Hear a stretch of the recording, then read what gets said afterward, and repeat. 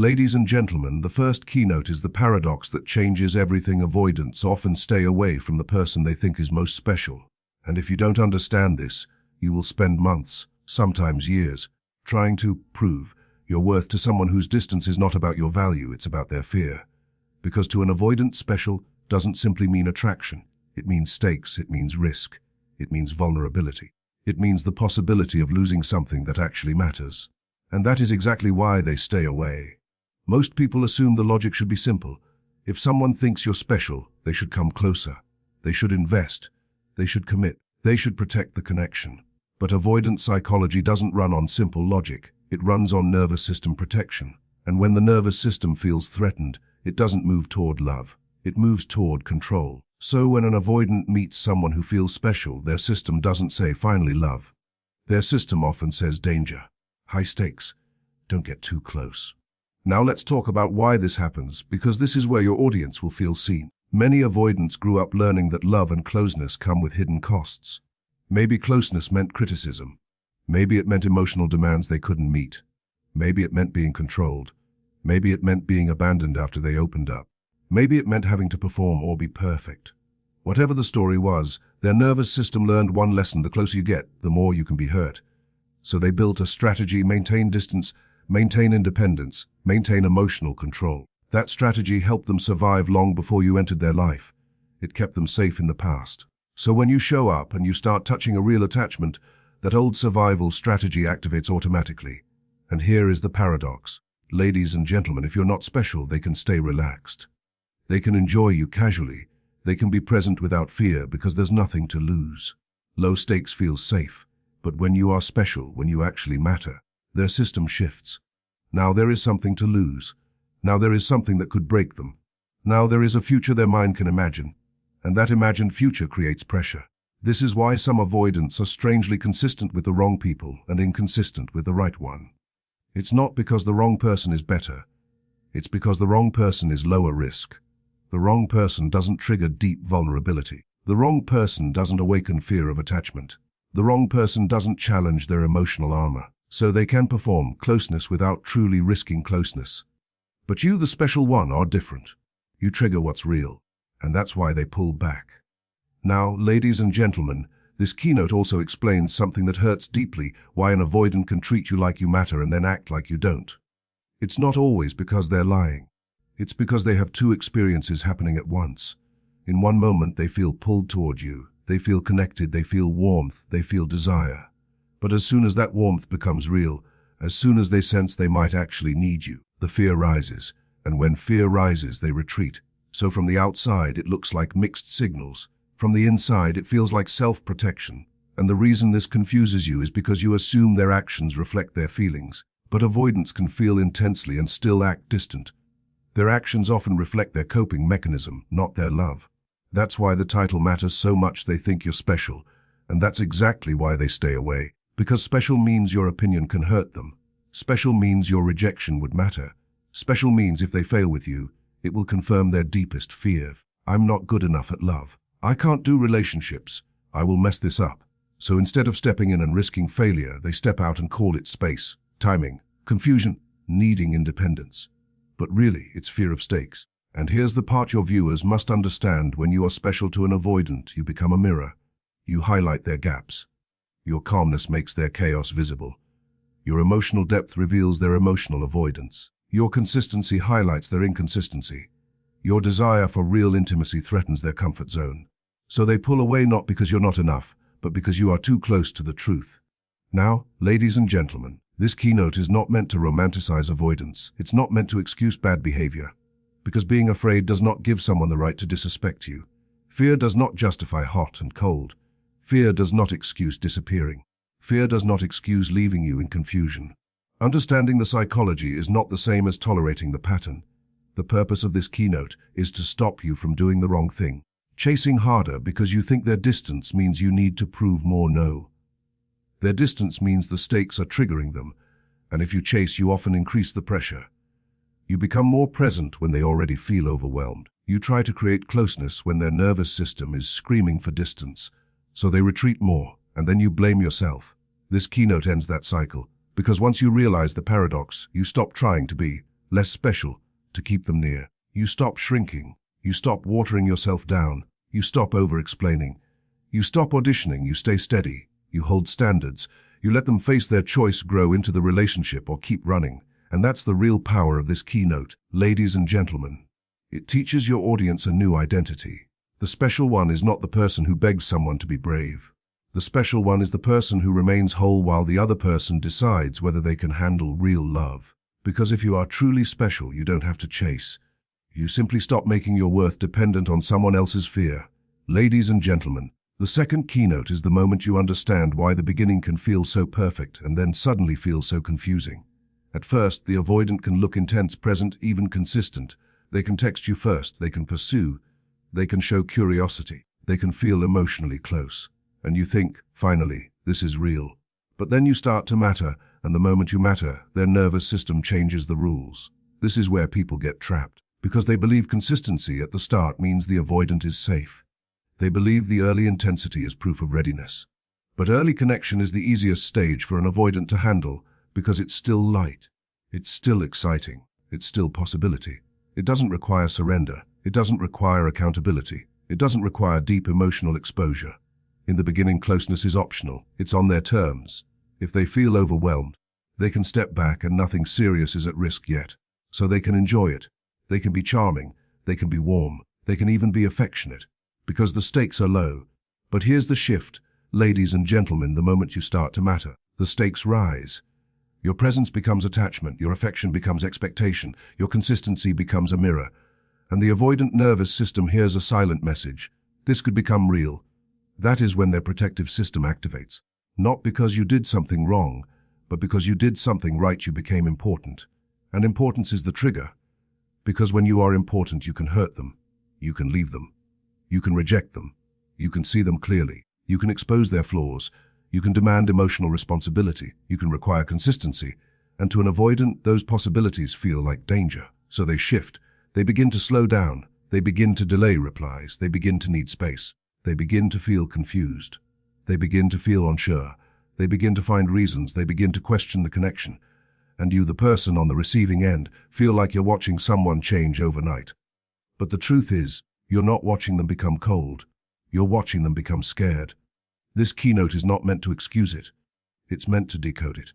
Because when you understand this, you stop doing the thing that makes it worse. You stop chasing the early version of them. Most people chase the honeymoon version. They chase the version that was consistent at the start. They try to get them back to that stage by being nicer, softer, more available, more patient, more understanding, more reassuring. They start performing. They start overgiving. They start bending their standards. They start walking on eggshells. They start thinking, if I just say the right thing, if I just prove I'm safe, they'll come back. But ladies and gentlemen, to an avoidant nervous system, your increased availability can feel like increased pressure. Your deeper reassurance can feel like deeper expectation. Your desire to talk can feel like being cornered. So the more you chase, the more they feel the need to regain control. And regaining control for them usually means creating distance. This is why so many people experience the same painful sequence: closeness, then distance, warmth, then silence, presence, then withdrawal. It's not random, it's a nervous system loop. When intimacy rises past a certain threshold, the avoidance alarm goes off. Now let's make it even clearer. In the early stage, the avoidant can feel like they're choosing you. In the later stage, it starts feeling like you're choosing them too strongly. And that's the difference. Avoidants feel safe when they feel in control of the pace. They feel unsafe when they feel like the relationship is pulling them forward faster than their nervous system can handle. So when you matter, it doesn't mean you suddenly became a burden. It means the relationship crossed from fantasy into reality. It crossed from fun into responsibility. It crossed from flirting into attachment.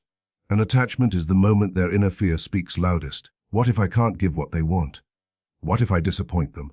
What if they see I'm not as emotionally available as they think? What if I lose myself?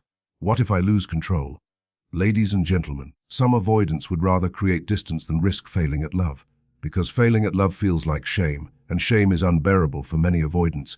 It threatens their identity. So they retreat, they become vague, they create a gap, they disappear. Not always because they don't want you, but because they don't want the exposure of being fully in. This is why Keynote 2 is so powerful. It tells your audience that the switch wasn't because they became less interested. The switch often happens because they became more impacted, because you mattered, and that impact triggered fear. Now, what do you do with this information? You do not chase their early intensity. You do not try to resurrect their honeymoon behavior with your effort. You stabilize yourself and hold your standards. You let the avoidant show whether they can handle real love, not just exciting love. Because the truth is, ladies and gentlemen, early consistency is not the test. The test is who they become when the bond becomes real. That is the moment that reveals maturity. And if they cannot stay when you matter, then you have your answer. Not about your worth, but about their capacity. So keynote 2 is the shift. At first they can look intense and consistent, then you start to matter, and the moment you matter, their nervous system changes the rules. And once you understand that, you stop blaming yourself for the withdrawal. You stop chasing. You start choosing yourself. Ladies and gentlemen, the third keynote is the one that hits like a truth serum, because it finally explains what special really means in an avoidant's mind. Special does not just mean attraction. Special means vulnerability. And vulnerability is exactly what the avoidant has spent a lifetime trying to control. When an avoidant meets someone they're casually interested in, the stakes are low. They can be relaxed. They can be playful. They can engage without fear because if it ends, it doesn't pierce them deeply. But when they meet the special one, their body reacts differently. Their mind stops treating you like an experience and starts treating you like a risk. Because special means you could actually touch the places they keep hidden. Special means you can see them. Special means you could reject them. Special means your opinion carries weight. Special means if they fail with you, it won't just be a breakup. It will feel like a confirmation of something painful inside them. And that's why vulnerability becomes the trigger. Now, ladies and gentlemen, let's define vulnerability in a way that makes this unmistakable. Vulnerability is not just sharing feelings. Vulnerability is allowing someone to matter. Vulnerability is letting someone influence you. Vulnerability is needing someone. Vulnerability is being imperfect in front of someone and still staying. Vulnerability is admitting, I don't have control over how this ends. And avoidants hate that feeling. Because many avoidants learned early that needing someone can lead to disappointment. They learned that relying on people can create pain. They learned that expressing needs can result in being shamed, ignored, or controlled. So their nervous system built a powerful rule: don't need too much, don't show too much, don't attach too deeply, don't give someone the power to hurt you. So when you become special, their protective system activates. It's not a conscious decision most of the time. It's an alarm, it's a bodily reaction. It's their inner world saying, this is getting real. And this is why they stay away. Because staying away is the way they reduce vulnerability. Distance lowers the stakes. Distance restores control. Distance helps them feel safe again. Now, ladies and gentlemen, this is where your audience finally understands the most painful part of the avoidant dynamic. The avoidant can love you and still avoid you. The avoidant can think about you and still not reach out. The avoidant can miss you and still act cold. Because the behavior is not always reflecting the feeling. The behavior is reflecting the coping strategy. Their coping strategy is, when vulnerability rises, create distance. So what does vulnerability look like in the relationship? It looks like you wanting clarity. It looks like you asking, where is this going? It looks like you expressing your needs. It looks like you being consistent. It looks like you offering real commitment. It looks like you being emotionally present in a way that invites them to be emotionally present too. And that is where the avoidant starts feeling exposed. Not because you're doing something wrong, but because you're doing something mature. Because mature love requires vulnerability. And avoidants often want love without exposure. They want connection without accountability. They want intimacy without surrender. They want closeness without the risk of being hurt. But that's not how real love works. So when you become special, they begin to fear very specific things. They fear being seen too clearly, because if you see them, you might leave. They fear failing you, because failing someone special creates shame. They fear losing control, because control has been their protection. They fear dependence, because dependence feels like weakness. They fear the future, because the future implies commitment, and commitment implies responsibility. Ladies and gentlemen, that fear doesn't always show up as tears. It often shows up as criticism, as I need space, as delays, as nitpicking, as emotional shutdown, as suddenly being busy, as going cold after being warm, as saying they're confused, as pulling back right when the connection deepens. And you, the person who is special, interpret that as rejection. You think, I did something wrong. You think, I'm too much. You think, if I just love them harder, they'll stay. But here is the powerful shift in keynote 3, being special makes them more afraid, not less. Because special means your love could dismantle their armor, and armor feels like survival. So what's the correct response? You don't chase. You don't try to convince them. You don't shrink your needs. You don't over-explain your worth. You hold your standards and you let their behavior reveal their capacity. Because a person who is truly ready for love will feel the same vulnerability and still choose to stay. They will feel fear and still communicate. They will feel discomfort and still repair. They will not punish you with distance every time the relationship becomes real. And that's why this keynote is so important, ladies and gentlemen. It teaches your audience to stop making vulnerability a problem to solve and start making it a filter. If someone runs every time it becomes real, then your specialness will always trigger their avoidance. And that is not a relationship you can heal by being more patient. You can't love someone into bravery. You can only require maturity. So remember this, special means vulnerability. Vulnerability is the risk of being seen, rejected, and changed by love. And that is why avoidants stay away from the special one, because the special one is not just a person. The special one is a mirror that demands they become real. And if they're not ready, they will run from the mirror. Not because you are not enough, because you are too close to the truth. Ladies and gentlemen, the fourth keynote explains the most confusing part of the entire avoidant experience, why you get hot and cold when you are the special one. Why you can feel deep connection one week and silence the next. Why they can be present, affectionate, even intense, and then suddenly become distant as if you imagined everything. This is not random. This is not mixed signals by accident. This is the avoidant nervous system trying to solve an impossible equation. I want you, but I fear what you activate. And the moment you understand that equation, you stop interpreting their distance as proof you are not loved. You begin interpreting it as proof that closeness is triggering them. Hot and cold is what happens when two forces collide inside one person. The first force is attachment. They feel pulled toward you. They feel warmth. They feel attraction. They feel the comfort of your presence. They feel seen. They feel the possibility of a real bond. That's the hot. The second force is protection. The moment that bond begins to feel real, their fear activates. Their mind starts forecasting the future. Their nervous system begins anticipating expectations. Their body begins preparing for exposure, responsibility, dependence, and possible rejection. That's the cold. So the pattern becomes a loop. They come close, then they retreat. They warm up, then they cool down. They open, then they shut. They show you the real side of them, then they hide again. And here's the key that makes this keynote powerful. Ladies and gentlemen, the cold is not always because they lost interest. Often the cold appears because the interest became too real. When a relationship is shallow, the avoidant can manage it. When the relationship becomes meaningful, the avoidant becomes overwhelmed. So what triggers the cold? It's not always drama. It can be something beautiful. It can be intimacy. It can be consistency. It can be a conversation about the future. It can be you expressing genuine care. It can be you asking for clarity. It can even be a peaceful weekend together that felt too close. Suddenly their system thinks, this is getting serious, and the alarm goes off. Then they start needing space. But their space is not just physical, it's emotional. They pull away to lower the intensity inside their body. Distance becomes their way of calming down. It becomes their way of restoring control. And in that moment they may genuinely believe the distance is necessary. They may tell themselves, I'm not sure. I need time. It's too much. I feel trapped. They feel those feelings as real. But those feelings are often not truth about you. They are truth about their fear response. Now, ladies and gentlemen, this is where your audience gets trapped in the most painful way. Because the hot side of the avoidant feels like love. It feels like the real thing. It feels like the person you've been waiting for. So when the cold side appears, you chase the hot side. You try to restore the connection. You think if you can just say the right thing, you can bring them back to warmth. But chasing warmth is exactly what makes the avoidant feel pressured. So the more you chase, the more their nervous system screams, I need space.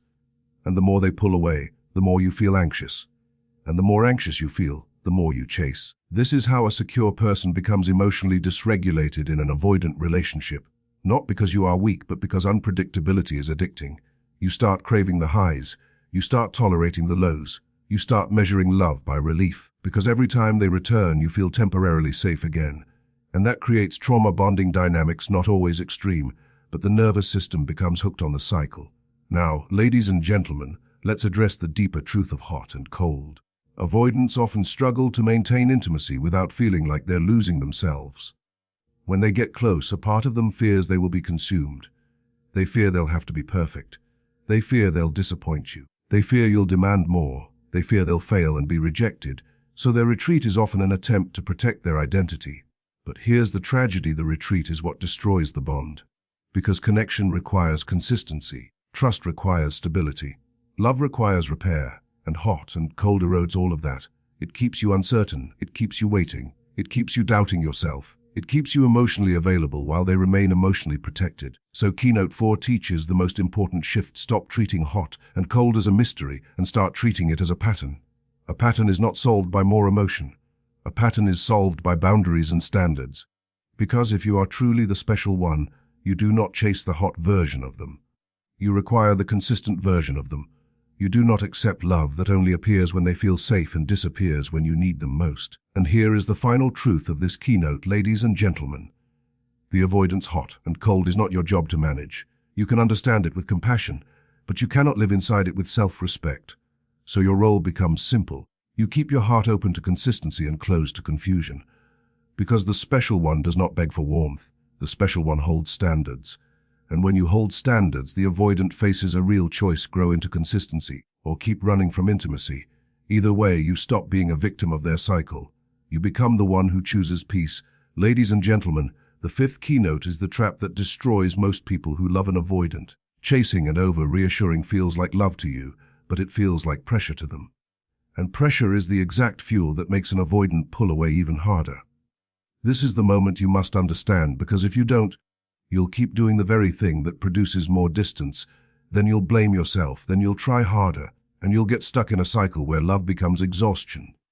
When an avoidant starts withdrawing, the natural reaction of a caring person is to close the gap. You reach out, you send a warm message, you ask what's wrong, you try to be patient, you try to be understanding, you offer reassurance. You think, if I show them I'm safe, they'll relax and come closer. Your heart is in the right place, but an avoidant nervous system doesn't experience that as safety the way you do. Often, it experiences it as expectation, as demand, as emotional responsibility, as the start of a conversation that might expose them. And once they feel exposed, their protective instinct activates, create distance. So your reassurance, when it's given to someone who is already overwhelmed, can land like a spotlight. It can feel like you're shining a light into the parts of them they don't want to face. Their fear says, if I respond, I'll have to explain. If I engage, I'll have to be consistent. If I open this door, I'll lose control. And then they pull away to regain that control. This is why Keynote 5 is so powerful. It explains why your kindness sometimes makes them colder. Not because kindness is wrong. Because your kindness is arriving at the wrong time, in the wrong system, with the wrong rules. Now, ladies and gentlemen, here's where the trap gets deadly. When they pull away, your anxiety rises. You start feeling uncertainty. You start questioning your worth. You start replaying messages. You start wondering what you did. And anxiety wants relief. Anxiety wants certainty. So anxiety makes you chase. You send another text. You send a longer paragraph. You apologize for things you didn't do. You offer to fix it. You ask for reassurance. You try to earn the closeness back. And every time you do that, you accidentally teach the avoidant something. When I withdraw, they increase. When I create distance, they chase.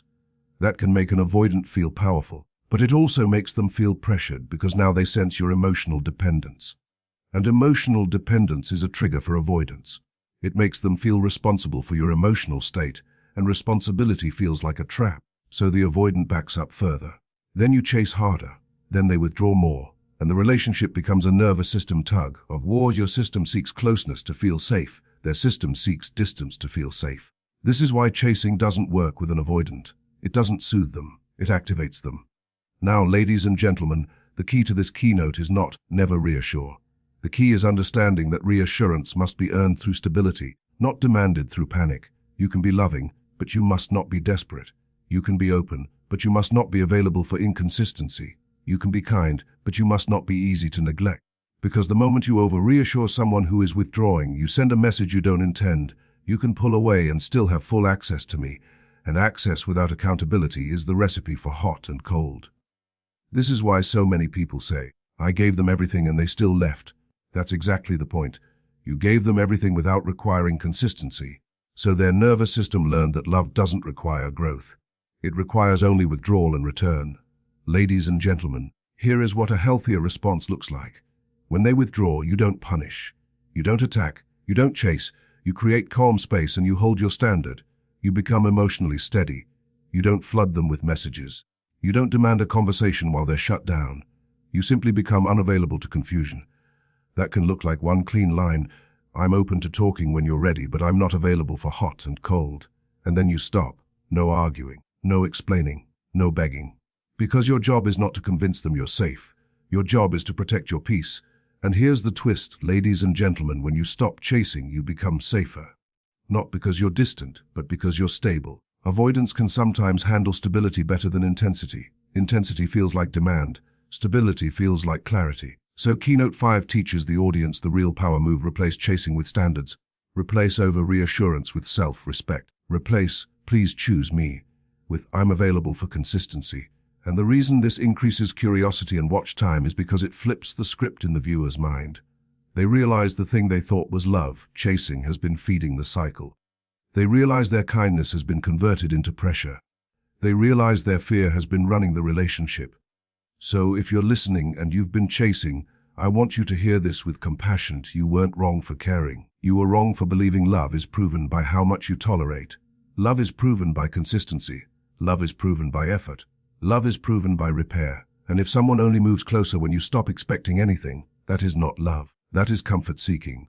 So the fifth keynote is the turning point: stop over reassuring, stop chasing, because pressure makes avoidance pull away. The moment you replace chasing with standards, the dynamic changes. They either grow or they leave. And either way, you finally get your power back. Ladies and gentlemen, the sixth keynote is the ending that decides whether you stay trapped in the avoidant cycle or finally step into emotional freedom. Because after you understand the paradox, after you stop chasing, after you recognize hot and cold as a pattern, the relationship comes down to one final choice: either they grow and show up consistently, or they keep running and you stop chasing for good. And this keynote matters because most people secretly hope the avoidant will change without requiring them to change their standards. They want the avoidant to become consistent while they remain endlessly available. But that never works. Avoidants don't grow because you love harder. Avoidants grow when consequences become real and when they are willing to face themselves. So let's talk about what the ending choice actually looks like in real life. When you stop chasing, the avoidant often feels the shift. They feel that you're not as easily reachable. They feel that your energy has changed. And because you are the special one, they don't like losing access. So they may reach out. They may come back warmer. They may say the right words. They may suddenly act like they're ready. Ladies and gentlemen, this is the moment you must not confuse contact with consistency. An avoidant can come close in a moment of emotion. They can say beautiful things in a moment of loneliness. They can promise change when fear hits. But real change is not a moment. It is a pattern. It's how they behave when the relationship becomes real again, when pressure rises again, when vulnerability is required again. So the ending choice is not, did they return? The ending choice is, do they stay consistent after they return? Because if they return and you instantly reopen full emotional access, you reduce the cost of avoidance again. You reward their fear-driven distance with comfort. You teach them they can still run and come back without repair, and then the cycle restarts. That is why the special one must hold a standard. Access requires consistency. Now, ladies and gentlemen, what does consistency actually mean? It means they don't disappear when things get close. It means they communicate rather than vanish. It means they take responsibility for their patterns instead of blaming you for having needs. It means they show up when it's inconvenient. It means they don't just want you when they feel lonely. They want to build something stable with you even when it requires discomfort. Consistency is not romance. Consistency is maturity. And the reason this keynote increases curiosity is because it forces the viewer to face the hardest truth. You don't actually need more signs that they care. You need evidence that they can hold care responsibly. Because many avoidants care deeply. That's not the debate. The debate is whether they can behave in a way that honors you. So how do you test that? You don't test with games, you test with standards. A standard sounds calm and simple. I'm open to us, but I'm only available for consistency. If we do this, we do it with respectful communication and steady effort. Then you watch what happens over time. A mature avoidant, someone who is healing, will not be offended by that. They may feel challenged, but they'll respect it. They'll step up. They'll be more intentional. They'll be willing to talk. They'll be willing to repair. They'll be willing to build trust slowly. An avoidant who is still running will resist. They'll label your standards as pressure. They'll call you cold. They'll want the benefits of you without the responsibility of you. They'll come close just enough to keep you hooked, then retreat when things get real. They'll keep you in the loop because your presence is comforting, but they won't commit because commitment requires vulnerability. And ladies and gentlemen, this is where the special one makes a decision that changes their life. You stop chasing someone who is afraid to stay. Not in anger, not in bitterness, in clarity. Because the special one understands that love without consistency is not love. It's instability dressed up as passion. It's addiction disguised as connection. It's hope being used as a leash. So the ending choice is this: if they choose growth, you can meet them with patience and boundaries. If they keep running, you stop investing your heart into a person who cannot hold it safely. And here's the deepest part, ladies and gentlemen. When you stop chasing, you reclaim your identity. You stop living in reaction. You stop waiting for permission to be loved properly. You stop measuring your worth by someone's fear. You stop shrinking your needs to keep someone from leaving. Because your needs are not the problem. Your needs are the filter. The wrong person will call your needs pressure. The right person will call your needs clarity. So keynote 6 is the final truth: the avoidant staying away because you are special is not a compliment you should live on. It is a signal of their capacity. If they cannot handle the stakes, you do not lower the stakes. You raise your standards. Because the special one does not beg someone to be brave. The special one does not compete with someone's fear. The special one does not stay in a relationship where closeness is punished. The special one chooses peace over potential. And that is the ending that changes everything. Either they grow and come closer with consistency, or they keep running and you stop chasing. Not because you stopped caring, but because you finally started respecting yourself. Because in the end, ladies and gentlemen, the special one is not the person who is hardest to love. The special one is the person who refuses to accept love that hurts.